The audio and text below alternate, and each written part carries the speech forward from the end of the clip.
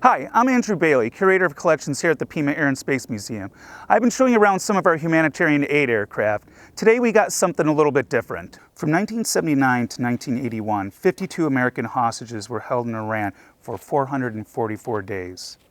After their release, this aircraft was given the call sign Freedom 1 when it flew the hostages from Germany back to the United States. The aircraft was given the call sign Freedom 1 a second time when it was used to transport repatriated American POWs back to the U.S. after the First Gulf War. The aircraft was retired in October of 1998 and went into storage at AMARC at Davis-Monthan Air Force Base. In October of 1999, the aircraft was loaned to the Pima Air and Space Museum by the National Museum of the United States Air Force. Here we are in the cockpit of the VC-137. You can see where the pilot and co-pilot are stationed, and then on the right is the flight engineer station, and on the left is the navigator station.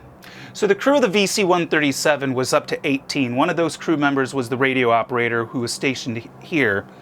On the right here you can see safes for various secured documents.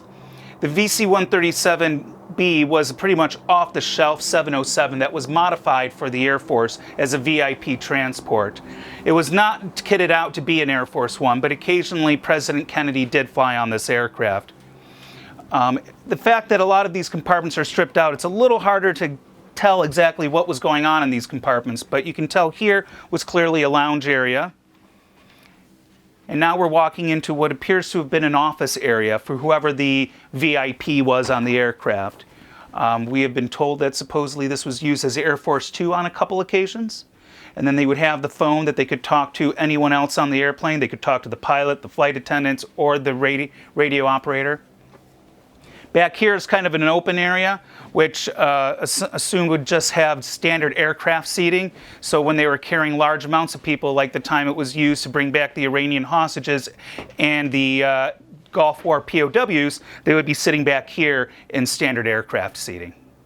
In the back of the aircraft is the galley. It's more or less a standard kind of 707 gallery with refrigerators.